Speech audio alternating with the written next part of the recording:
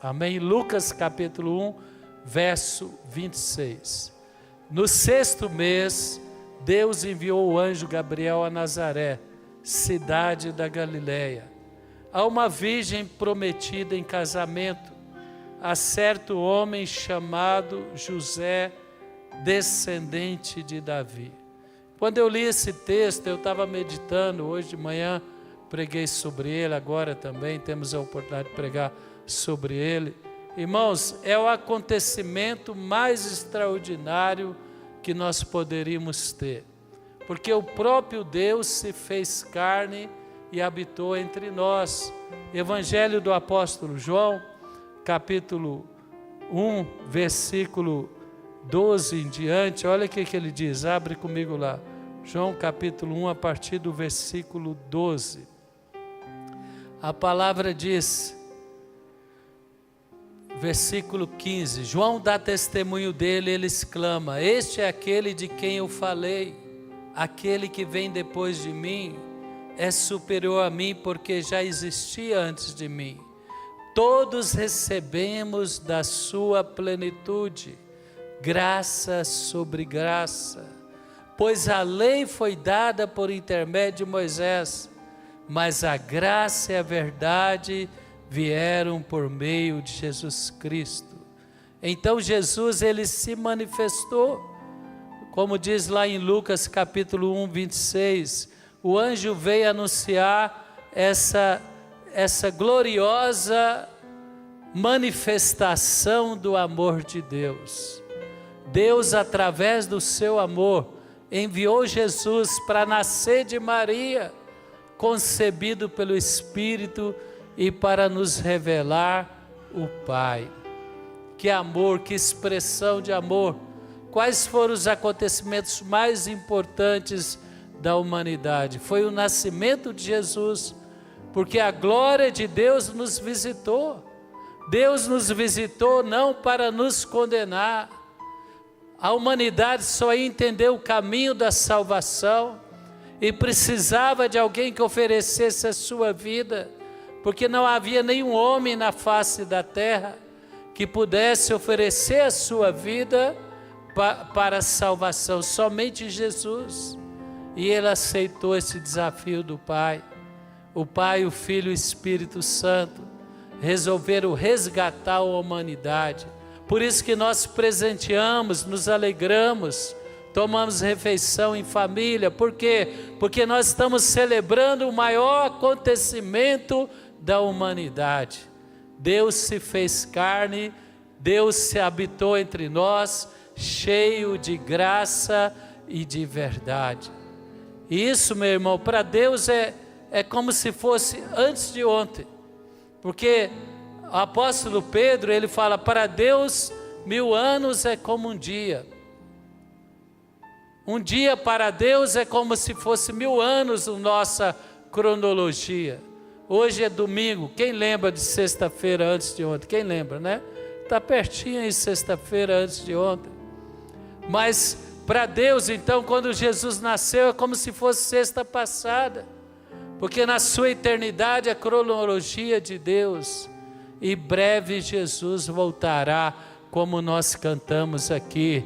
A humanidade, ela tem desenvolvido várias áreas, tecnologicamente, várias áreas ela tem desenvolvido, a ciência, o conhecimento, como profetizou o profeta Daniel, iria se multiplicar, como tem se multiplicado em nossos dias, meu irmão, minha irmã.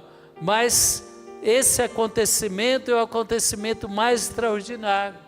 O que supera o nascimento, somente a ressurreição de Cristo. E Jesus falou, céu e terra passarão, mas as minhas palavras não passarão.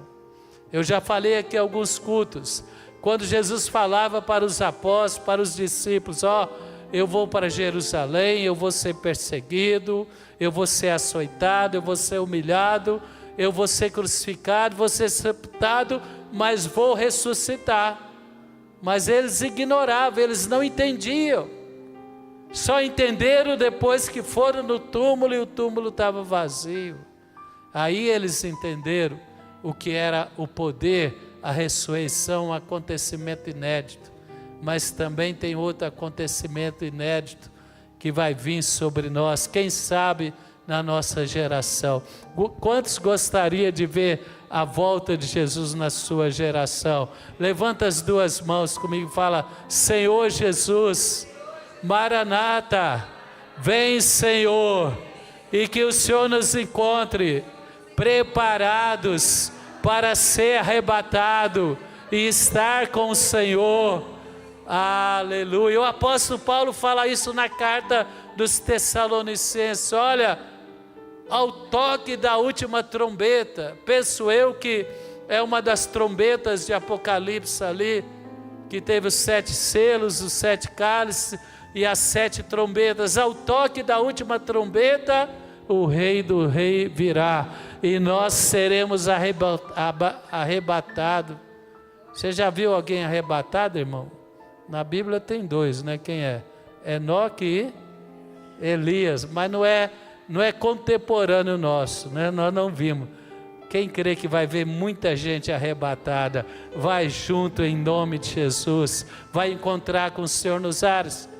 Então vai ser algo inédito, algo maravilhoso, que o nosso entendimento seja aberto. Então, ali na cronologia de Deus, no reino de Deus, os 2 acontecimentos mais importantes e que a igreja tem que estar ligada, a igreja tem que levar essa mensagem como se fosse ontem. Jesus nasceu, o Salvador nasceu, o Messias nasceu, ele foi enviado ao mundo para nos salvar, para perdoar os nossos pecados, para nos purificar, para nos reconciliar com Deus, com o projeto de Deus, com o plano de Deus. A humanidade, a única solução para a humanidade é o reino de Deus, e o reino de Deus vai se manifestar com a volta de Jesus. Toda instituição humana é como se fosse ali Gênesis 11, Babel. Quem entende o que eu estou falando? É uma instituição que não traz solução para os problemas da humanidade. Mas quando Jesus voltar, então eu fico imaginando que assunto extraordinário, que está reverberando até hoje. Jesus nasceu, Jesus ofereceu a sua vida por amor à sua igreja, foi martirizado, perseguido, morto, sepultado, mas ressuscitou. Está à direita do Pai, intercedendo por você e por mim. Todos os outros problemas são menores. Que eu e você possamos entender isso. O apóstolo João falou: eis o Cordeiro de Deus que tira o pecado do mundo. Que seria de nós sem Jesus? Que seria da humanidade sem Cristo Jesus? Que seria da humanidade sem a igreja? É o sal da terra, é a luz do mundo, é onde nós podemos ter relacionamentos saudáveis, onde as nossas crianças aprendem a Bíblia na escola, onde os nossos pré-adolescentes, os nossos jovens têm a oportunidade de crescer conhecendo ao Senhor, conhecendo a palavra de Deus. Estão no mundo, mas não são do mundo. Uma geração que brilha com a luz de Deus, que prevalece, que tem autoridade e poder de Deus na sua vida. Então tudo isso, o arcanjo, né? Ali ele veio anunciar: olha Maria. O anjo aproximando-se dela, é Lucas 1, 28 agora, a partir do verso 28. O anjo se aproximando dela disse: alegre-se, agraciada, o Senhor está com você. O que Jesus falou para os apóstolos? Eis que estarei convosco todos os dias até a consumação dos séculos.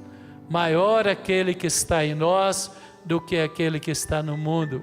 Mais os que estão conosco do que aqueles que se levantam contra nós. Você está na igreja, o Senhor está na sua igreja.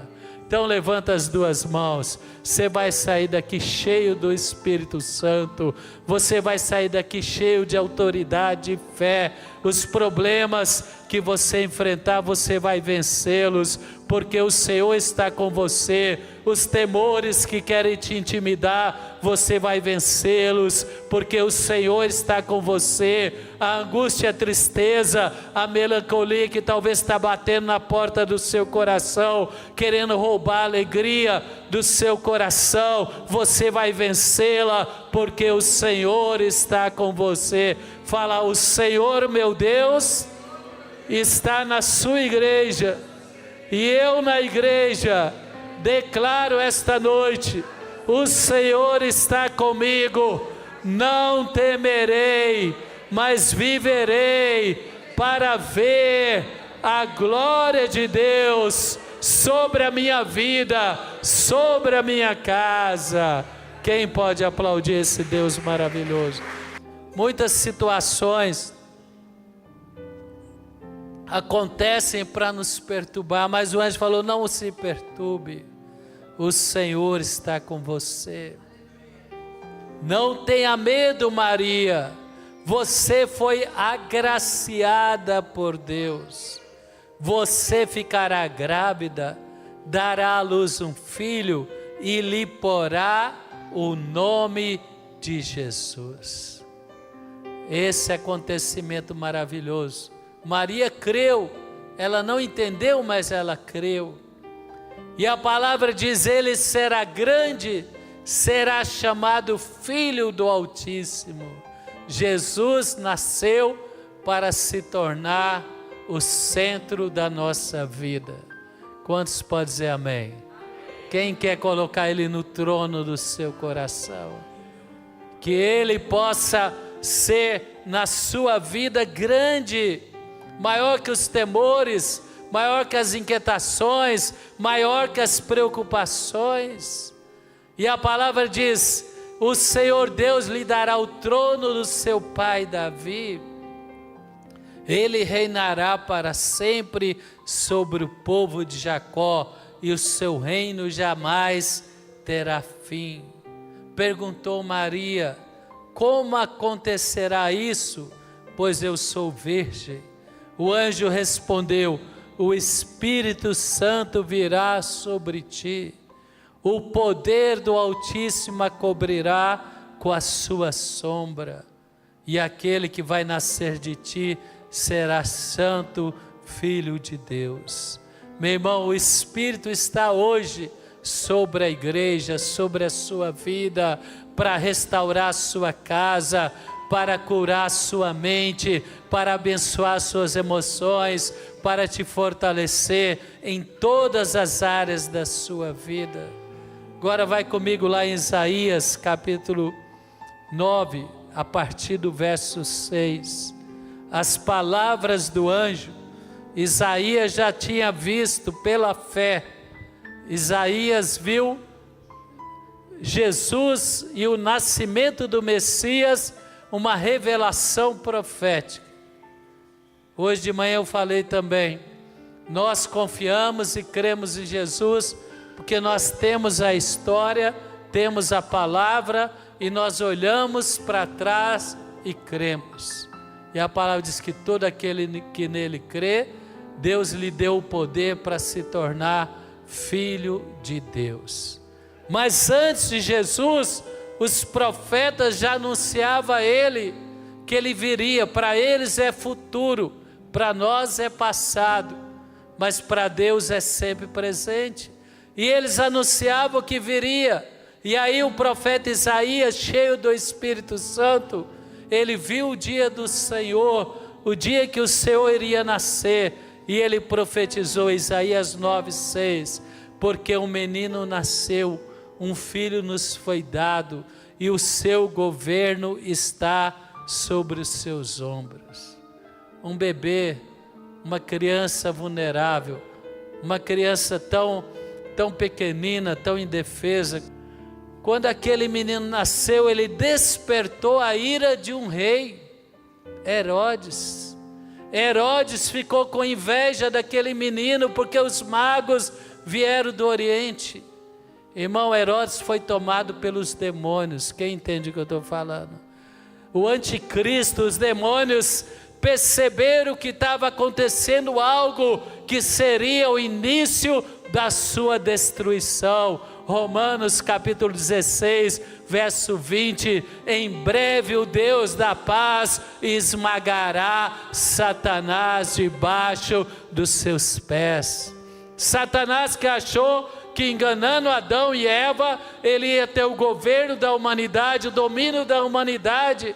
Satanás, que tentou comprar Jesus, tentou que Jesus o adorasse, e ele mostrou toda a glória do mundo. Ele falou: tudo isso te darei se prostrado me adorar. Mas o Senhor falou: retira de mim, Satanás, porque somente ao Senhor seu Deus adorarás. E hoje nós temos uma igreja que não se dobra diante do mundanismo, não se dobra diante do pecado, não se dobra diante das ameaças malignas. Uma igreja forte, vitoriosa, cheia de poder, cheia de fé, cheia de autoridade.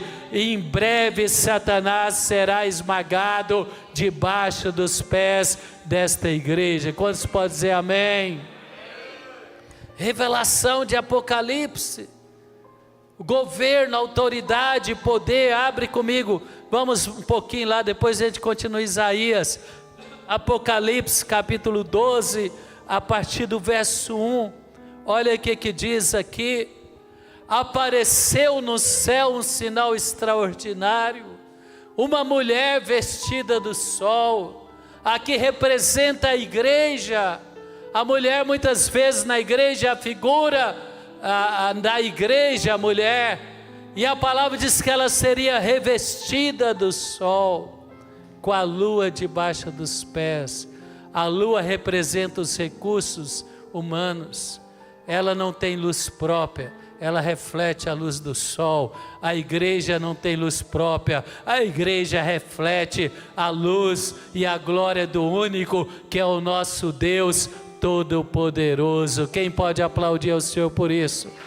A igreja que o Senhor vai encontrar nos ares, a igreja que será cada vez mais forte, mais operosa nos últimos dias. Não uma igreja que vai usar estratégias de marketing e humano. Quem entende que eu estou falando? Não é a força humana, não é o braço humano, é a glória de Deus, é a cura, é o milagre, é a santidade, é a autoridade de Deus. O movimento religioso no início da igreja perseguiu a igreja. E quando eles viram Pedro testemunhando da ressurreição de Cristo, eles não viram uma pessoa com recursos humanos, com sabedoria humana, com força humana. Eles viram um simples pecador, mas que falava com tanta autoridade, tanto poder, um simples pescador. Eles falaram: ele esteve com Jesus. Oh, meu irmão, você vai levar Jesus no seu lar, você vai levar Jesus nas faculdades, você vai levar Jesus no seu ambiente de trabalho, e você vai falar com tanta paz, com tanta propriedade, com tanto poder, que as pessoas vão falar: realmente essa pessoa mudou. Se tem algo que me marcou, é quando os da sua própria casa reconhecem a sua mudança. Quem concorda comigo, né? Você pode ignorar quem não é da sua casa, desculpe, né?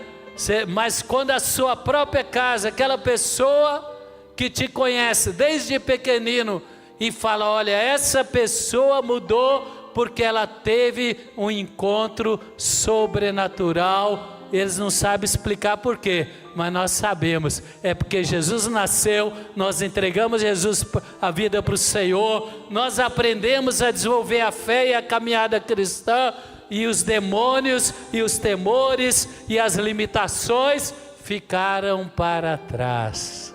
Quem pode aplaudir o Senhor? E certa vez o meu irmão mais velho falou: eu conheço dois Paulo. O Paulo antes da igreja e o Paulo depois da igreja. Eu falei: obrigado, Senhor. o encontro com o Senhor é genuíno. Várias pessoas na igreja, a bispa ouviu da boca de uma pessoa aqui na igreja, que os colegas profissionais dela, que convivia com elas há ano, falar com essa pessoa há ano, falaram: olha, você está diferente, você mudou para melhor. O que aconteceu na sua vida? Você fala: Jesus nasceu. Fala comigo: Jesus nasceu, e Ele é o meu Senhor, Ele é o meu Salvador, e muita mudança virá para melhor. Irmãos, não é uma mudança do sistema, é uma mudança de dentro para fora. Não é uma questão política, não é uma questão militar, não é uma questão econômica, é uma questão que aonde você está, Deus está com você, o poder de Deus, a palavra de Deus está com você, e essa palavra vai sobressair, e Deus vai te usar para abençoar milhares de pessoas, em nome de Jesus. Quem recebe isso diz amém. Isso fala de governo, de autoridade. O diabo entende disso, ele quer o poder, ele quer o domínio, e Jesus ensinou o caminho de quem quer ter poder. Qual que é o caminho de quem tem poder? Servir. Quem quer ser maior, sirva a Deus, mas sirva ao próximo. Irmãos, se você não serve a igreja que você vê, você não serve a Deus que você não vê. Tem gente que muitas vezes, meu irmão, minha irmã, essa pessoa, ela acha que ela pode ser um cristão pleno fora da igreja. Não funciona, porque a palavra diz: quem não ama a Deus, quem não ama o seu irmão, não ama a Deus. Estar na igreja é uma benção. Quem acha uma benção? Eu acho maravilhoso.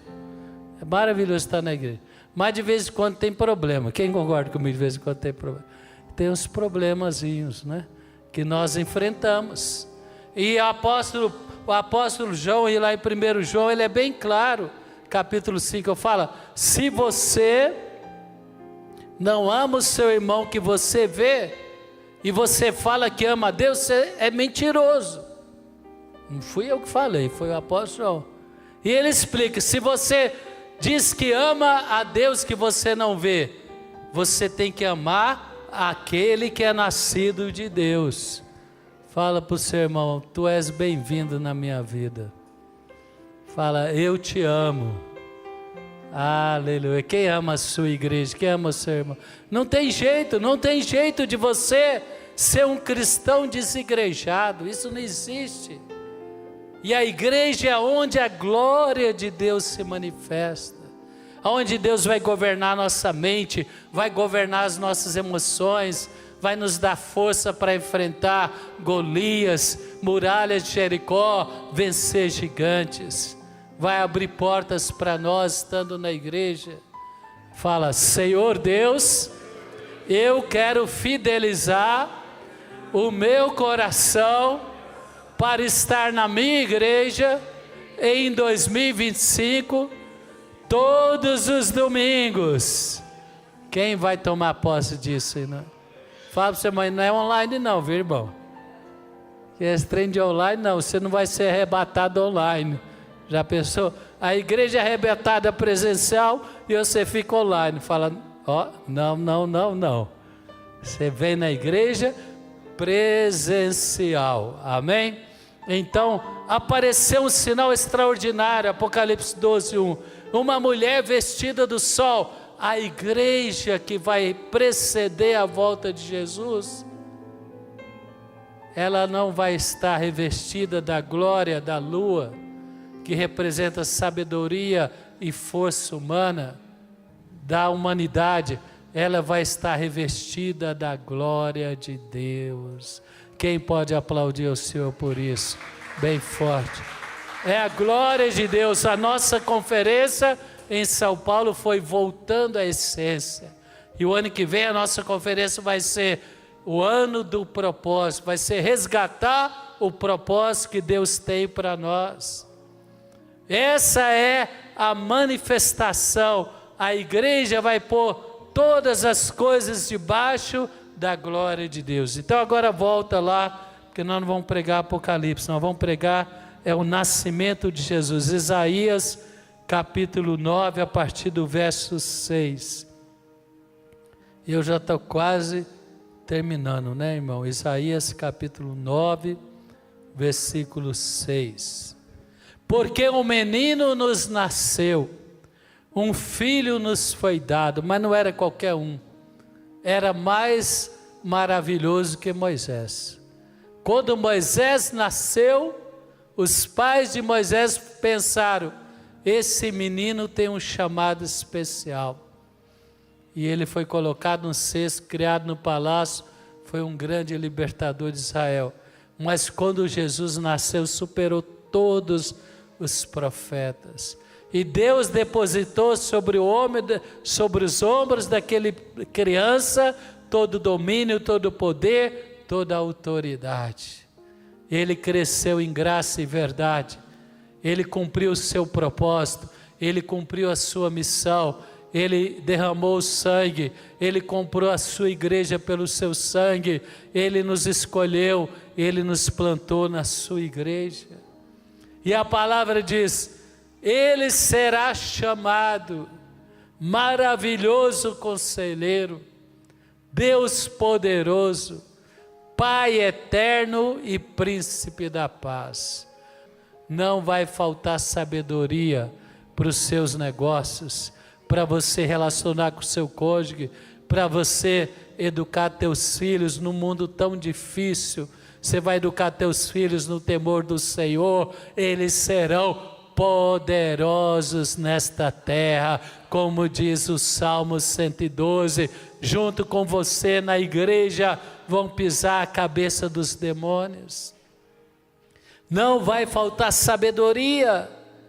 Poderoso, Deus poderoso, não vai faltar poder na sua vida em 2025 para vencer gigantes, para atravessar o Rio Jordão, para destruir muralhas de Jericó. Eu estou falando figuradamente, mas se levantar a muralha vai cair, se transbordar o rio você vai passar a pé enxuto, meu irmão, e se levantar um gigante na sua frente para te intimidar, você vai derrubar ele, porque o seu Deus é poderoso. Pai eterno, fala comigo, Deus corrige porque ama. A palavra diz que nós não devemos abandonar a disciplina do Senhor. Tem cristão que a hora que Deus quer corrigir para ele crescer, ele pula fora. Quem entende o que eu estou falando? Quem já pulou fora uma vez não precisa levantar a mão, né? Mas a palavra diz: olha, Deus corrige o filho que ama. Por que um pai corrige o filho? Porque quer ver ele crescer, quer ele ver ele na sociedade uma pessoa sóbria, uma pessoa madura, uma pessoa que tem resiliência, que tem capacidade de superar a dificuldade. Quem quer isso, né? Deus corrige, Ele é Pai eterno. Fala, Pai corrige, mas não rejeita. Pai corrige com amor. O apóstolo César, muitos anos, ele teve uma cobertura da pessoa do Jack Xisler. Eu conheci ele pessoalmente, meus filhos conheceram. Ele falava, para você corrigir uma pessoa, primeiro você tem que amar ela, senão a correção não funciona. Deus primeiro amou e depois Ele corrige. Você e eu precisamos aprender a valorizar o amor de Deus. E é o Pai eterno, fala, o meu Deus é o maravilhoso conselheiro, é o Deus poderoso, mas é o Pai eterno. Fala, é o Pai que corrige, mas que ama, que não rejeita. Para o nosso bem Ele nos corrige. E finalmente é o Príncipe da Paz. Fica de pé. Oh, coisa preciosa que que não se compra com dinheiro, nem com a sabedoria humana, é a paz. Pois eu quero liberar uma palavra para você. Esse Natal seu vai ter a paz plena, total de Cristo na sua casa. Deus te trouxe aqui para receber essa palavra. Se passar do ponto, vai ficar queimadinho, mas cheio de paz. Amém?